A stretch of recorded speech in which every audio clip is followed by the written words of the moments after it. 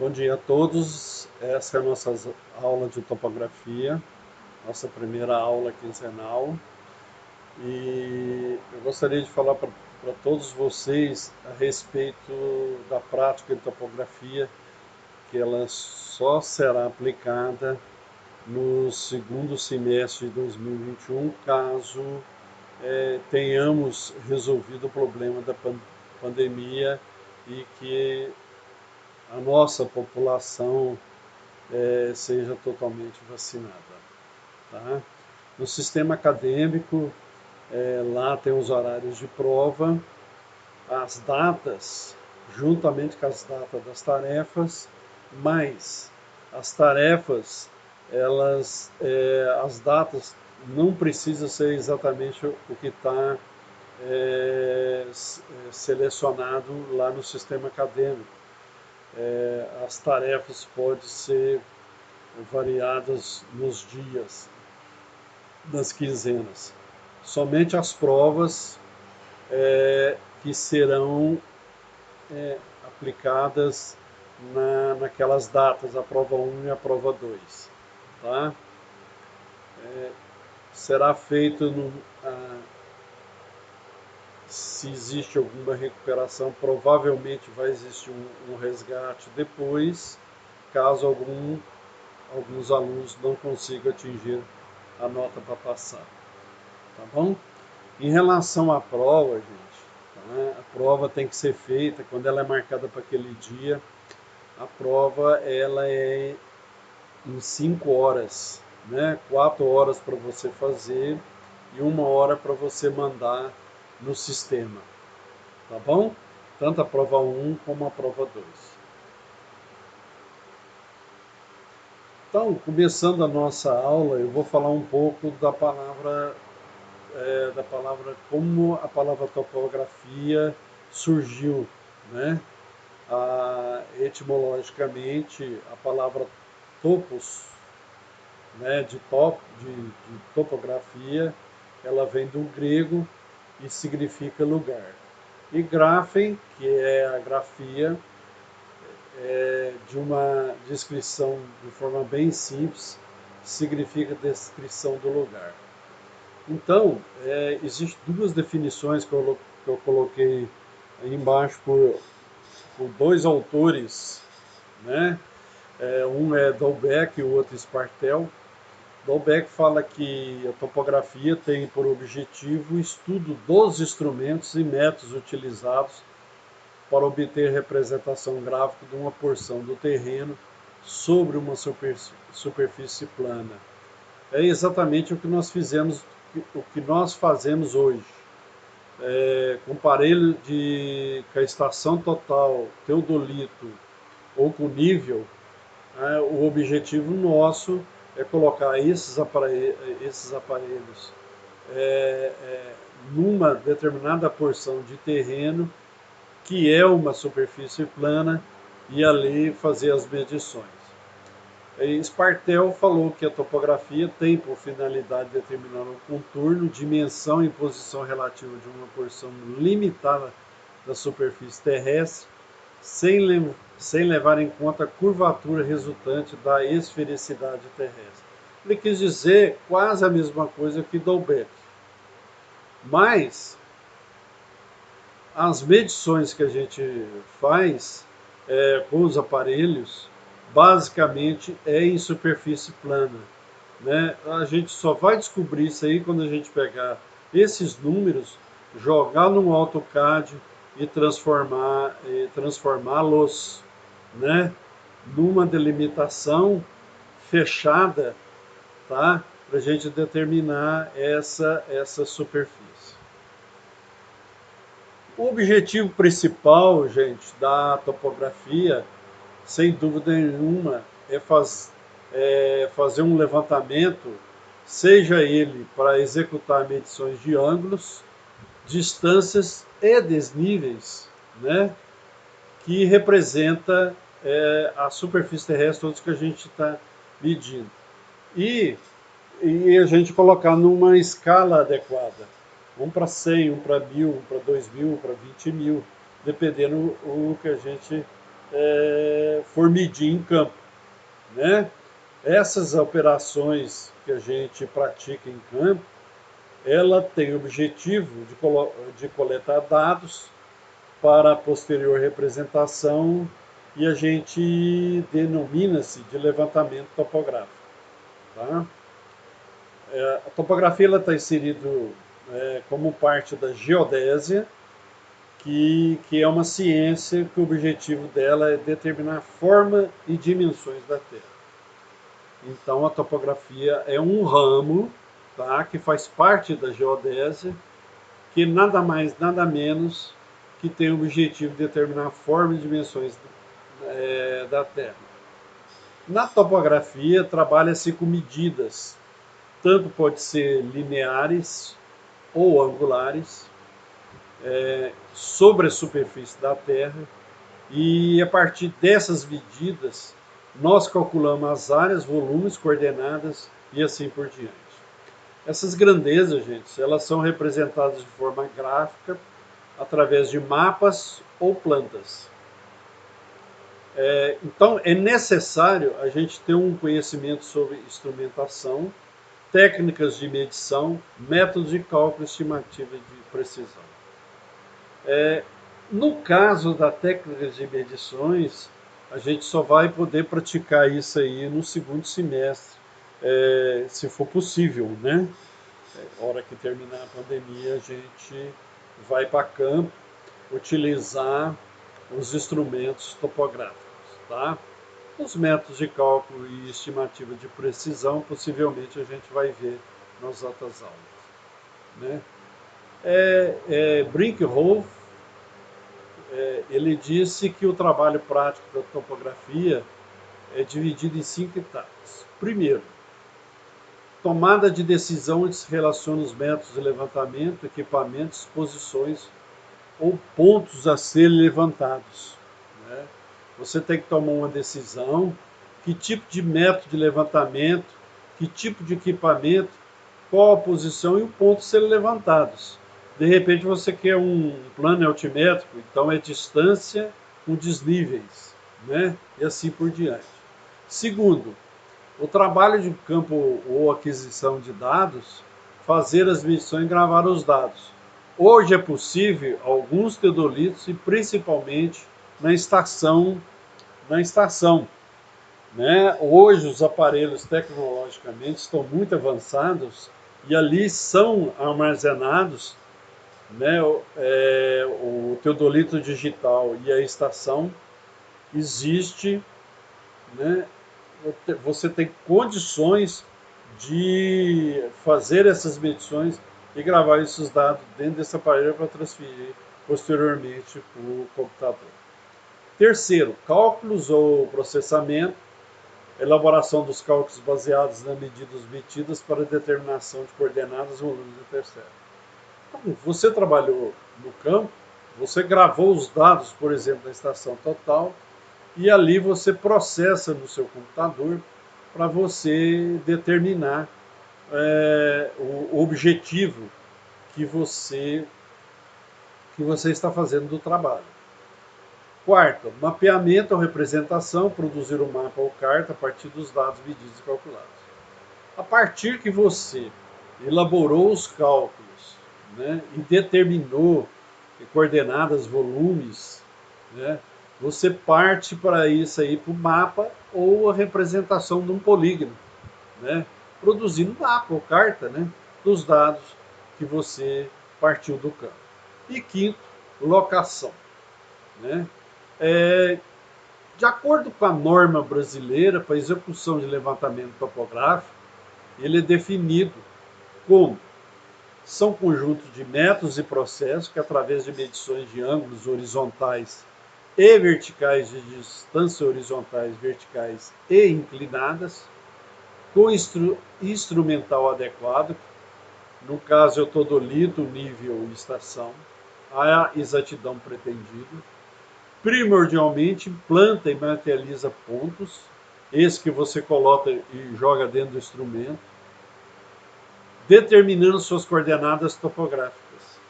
A esses pontos se relacionam os pontos de detalhe, visando a sua exata representação planimétrica numa escala pré-determinada. Você vai escolher, depois que você jogar no computador, você vai pré-determinar uma escala.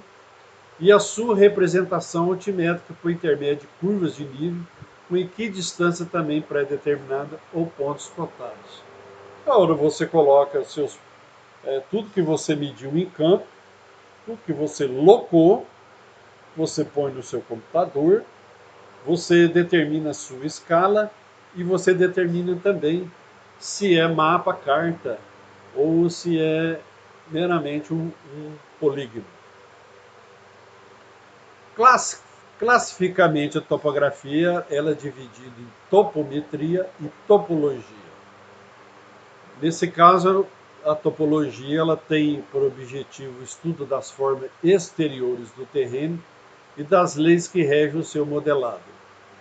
Já a topometria estuda os processos clássicos de medição de distância, ângulos e desnível, cujo objetivo é a determinação de posições relativas de pontos.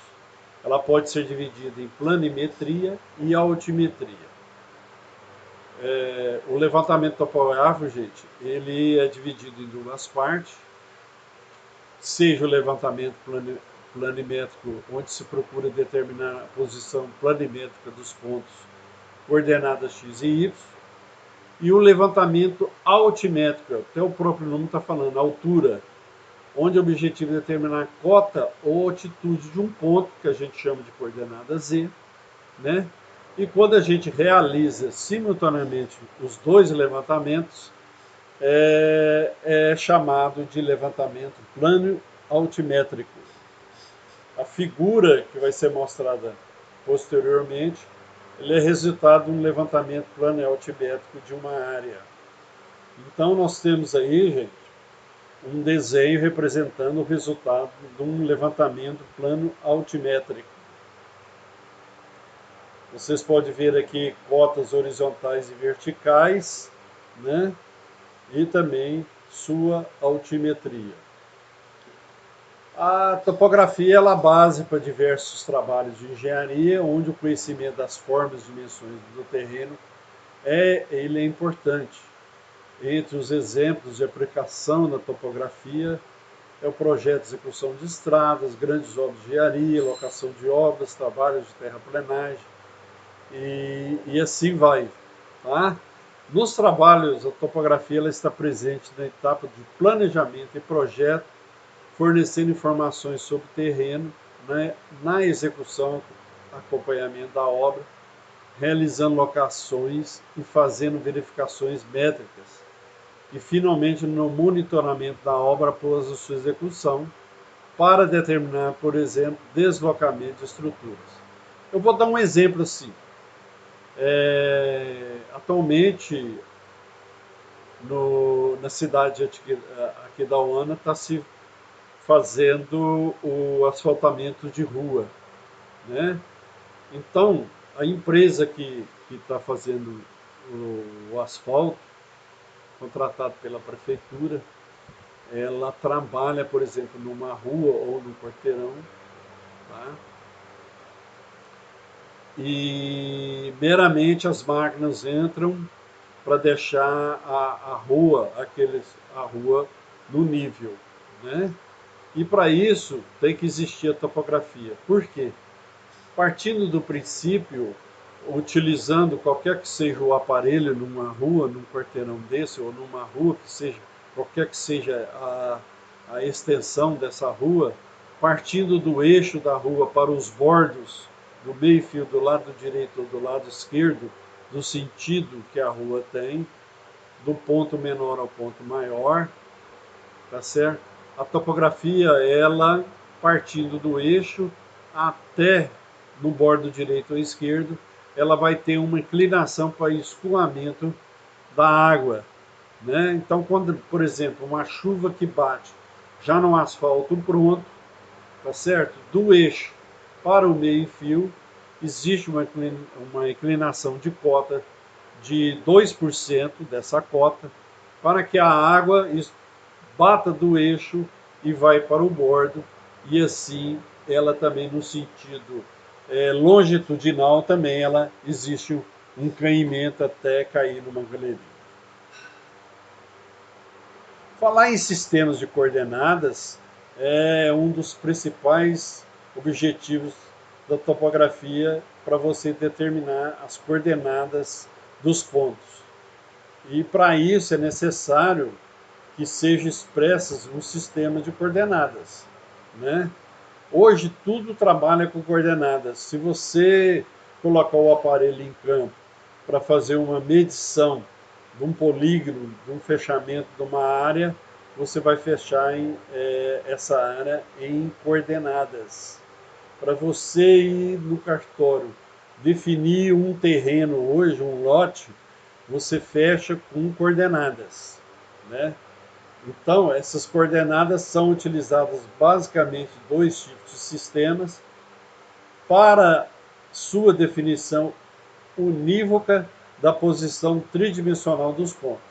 São sistemas de coordenadas cartesianas e sistema de coordenadas esféricas.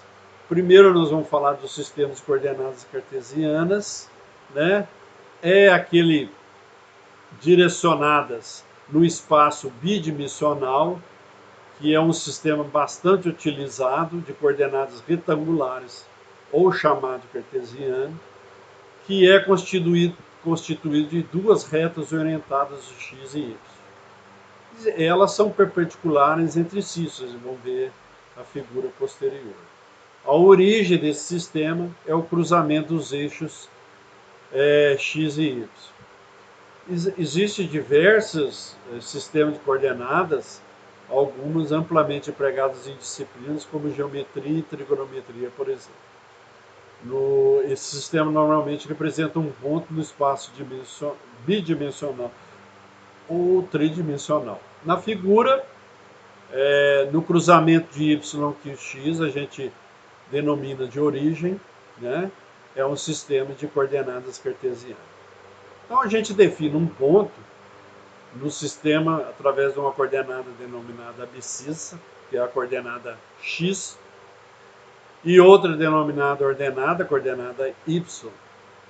Um dos símbolos, P de ponto, x e y, ou P igual a x e y, são utilizados para denominar um ponto com abscissa x e ordenada y.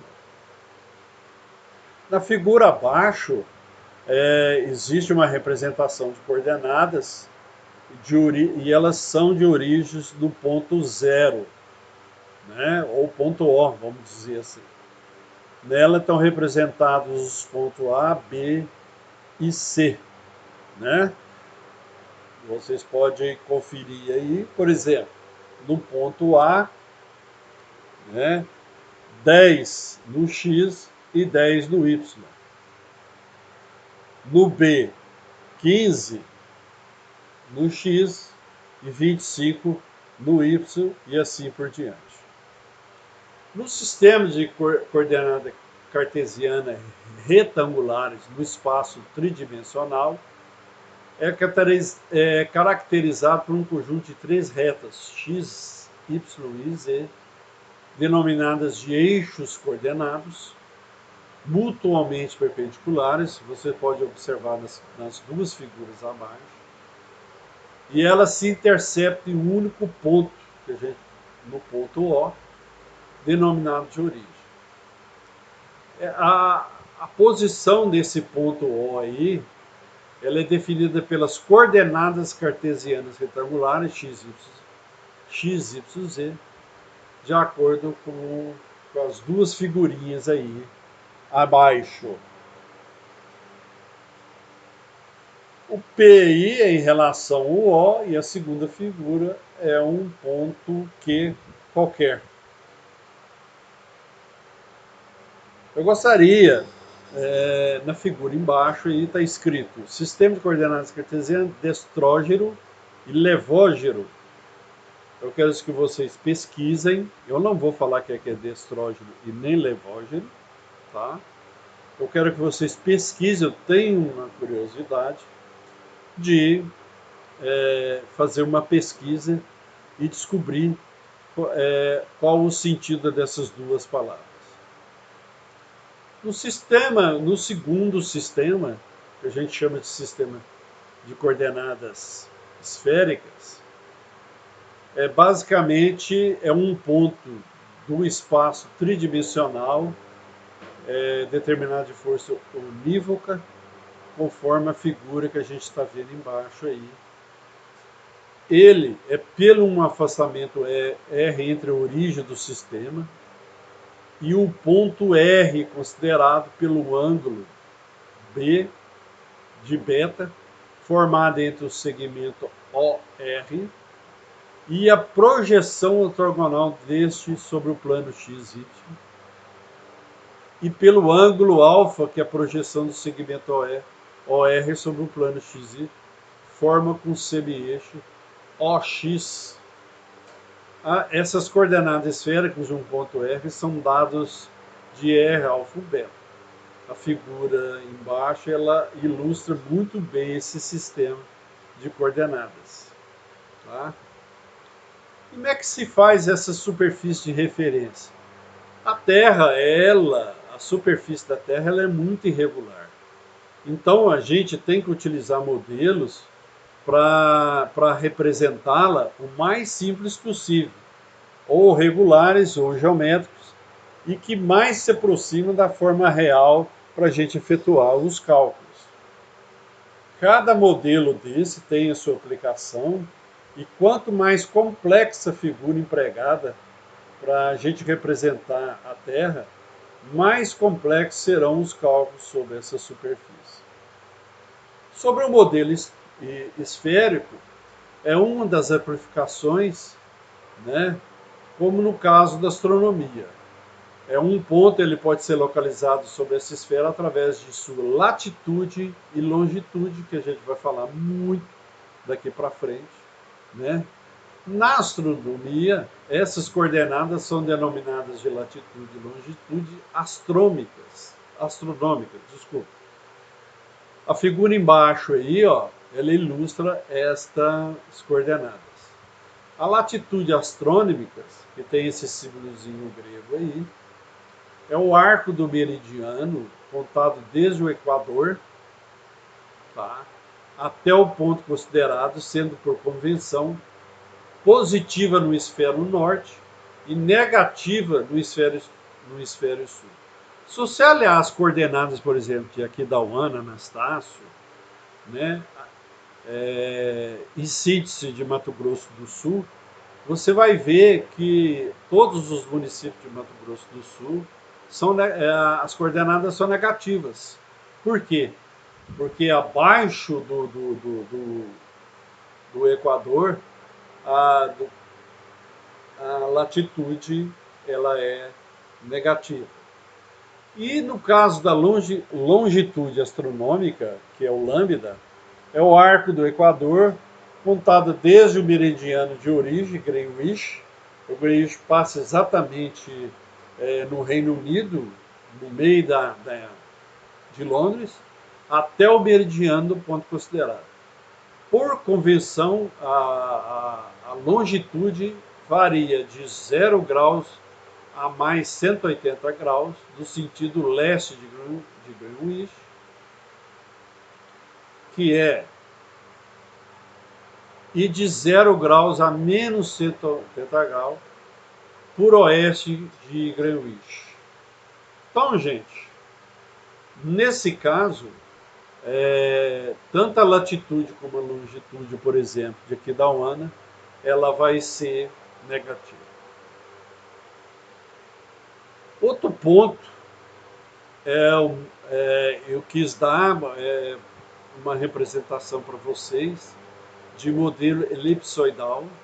Vou falar pouco, mas é importante porque existe uma discussão hoje, falar que a Terra é plana e assim por diante, né? Se realmente a Terra é redonda. Na verdade, a Terra não é tão redonda assim, né? Ela é um pouquinho oval, né? Não tão como na figura que vocês estão vendo embaixo aí, mas ela não é completamente redonda, né?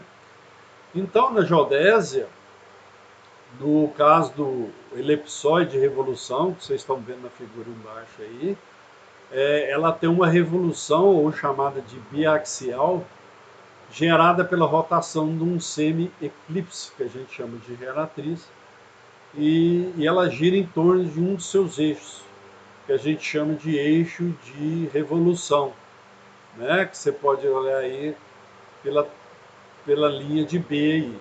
Se este eixo for o menor, que é o caso do B aí, tem-se um elipsoide achatado. Mais de 70 diferentes elipsoides de revolução são utilizados em trabalhos de geodésia do mundo. Tá? Um elipsoide de revolução ele é definido por dois parâmetros. Os semi-eixos a maior, que podemos chamar de letra A, e o B menor.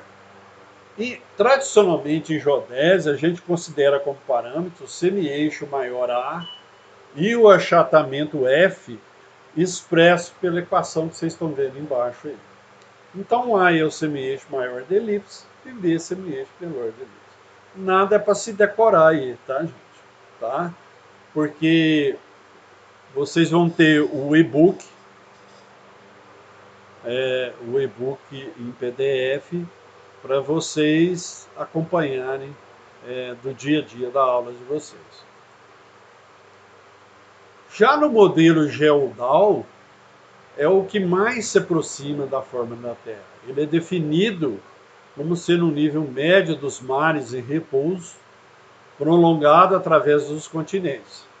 Ele também não é uma superfície regular e é de difícil tratamento matemático. Na figura que vocês estão vendo embaixo aí, de forma esquemática, a superfície está em forma física da Terra e se mistura com o elipsoide e o geóide. Então, ó, primeiro aqui uma superfície física, né, tá com detalhamento, geóide em forma vermelha, o elipsoide somente em forma negra. Aí, né? E finalmente tem o modelo plano, que é a simplificação utilizada por nós pela topografia. Nesse caso, essa aproximação ela só é válida dentro de certo limite e facilita bastante os cálculos topográficos. Mas ela costuma ter erros dessa simplificação e a gente tem que corrigir essas dimensões que são limitadas. Então, adota-se como limite para esse plano na prática a dimensão de 20 a 30 quilômetros. Acima disso, você vai ter um levantamento topográfico de erros absurdos. Então, ó, a norma brasileira 13133, que fala sobre execução de levantamento topográfico, admite um plano com até aproximadamente 80 km. Nesse caso, a topografia ela busca representar um conjunto de pontos no plano e é necessário estabelecer um sistema de coordenadas cartesiano, x e y. Caso haja necessidade, o z tridimensional para se representar. Esse sistema é caracterizado da seguinte forma: o eixo Z materializado pela vertical do lugar, linha materializada pelo fio de prumo, o eixo Y definido pela meridiana, linha norte-sul magnética verdadeira, e o eixo X pelo sistema destrógeno, formando 90 graus na direção leste. O que se dá efeito da curvatura na distância e altimetria? Na figura abaixo aí, que tem um efeito da curvatura para distância, é denominado efeito da curvatura nas distâncias e na altimetria, quer dizer, na altura do terreno. Na figura tem-se que S, que está demonstrado aqui em vermelho, é o valor de uma distância considerada sobre a Terra esférica, e S', que está demonstrada aqui em azul, ela é a projeção de S dessa distância sobre o plano topográfico. Esse R aqui, ó, que vai do 0 até o B, é o raio aproximado da Terra, aproximado, gente, tá? Que é 6.370 quilômetros. Então, se alguém te perguntar qual que é o raio aproximado da Terra, o raio é 6.370 quilômetros, tá? E o diâmetro da Terra? O diâmetro da Terra é 6.370 vezes 2. Vamos falar sobre a classificação dos erros de observação. Para a gente representar a superfície da Terra topograficamente, e quando a gente faz as medições de grandezas, como direções, distâncias e os desníveis, essas observações elas podem ocasionar erros. E quais são essas fontes de erros? Quais podem dar essas fontes de erros? Primeiro, condições ambientais causadas pelas variações de condições ambientais como vento e temperatura. Exemplo, variação do comprimento de uma trena com a variação da temperatura. No tipo da trena que você usar, a trena, num período de muito calor, principalmente na nossa região, por incrível que pareça, a trena, dependendo do tipo da trena, ela pode, por exemplo, com calor, ela pode se expandir e ela pode ocasionar um erro na sua medição. Instrumentais também, eles podem ser causados por problemas como a imperfeição na construção de equipamentos ajuste do mesmo.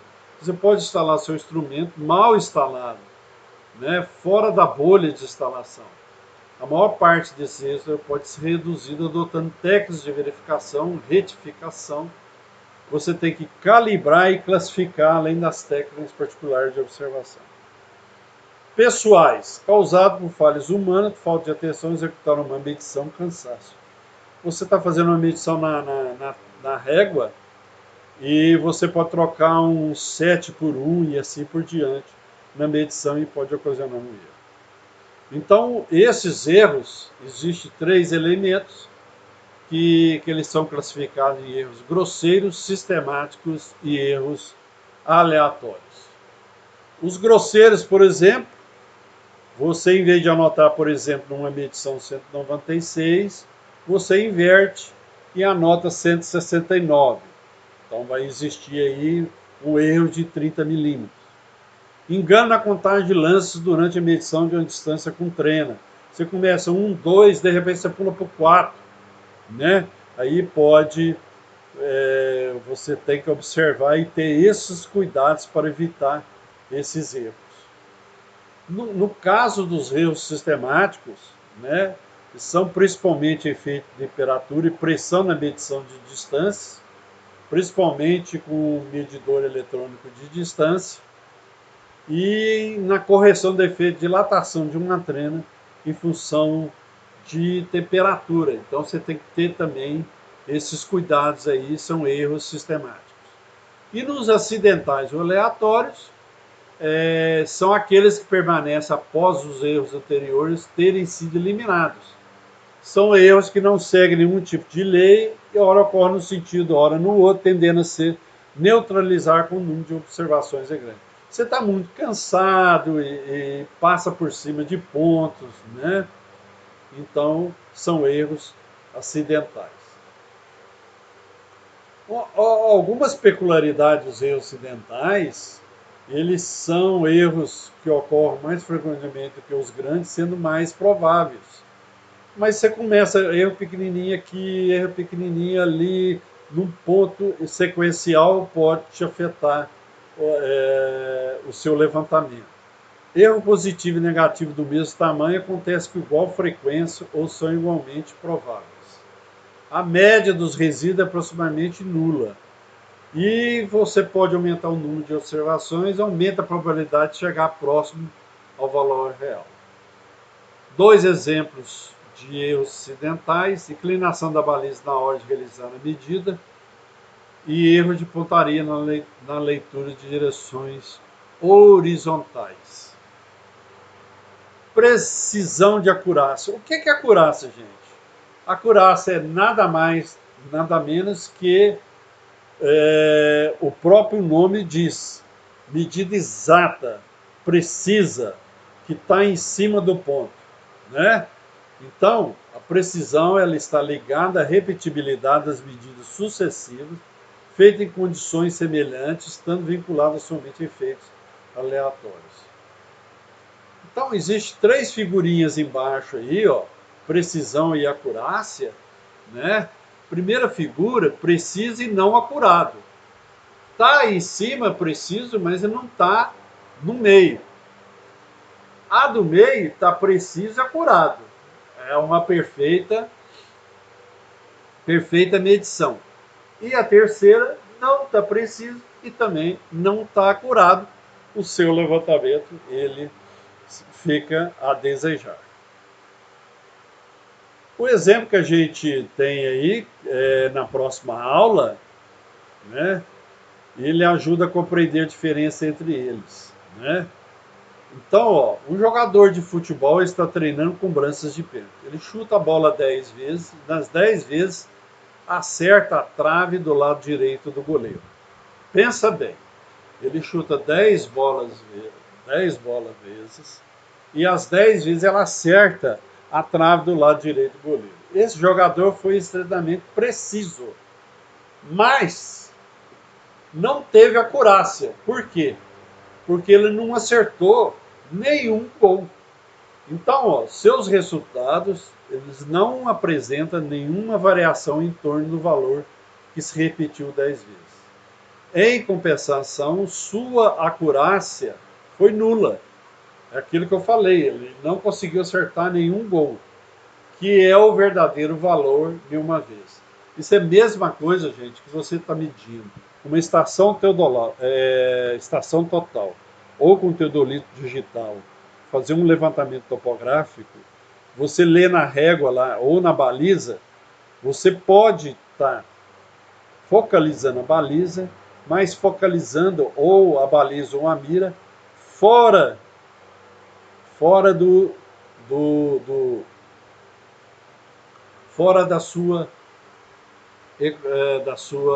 acurácia.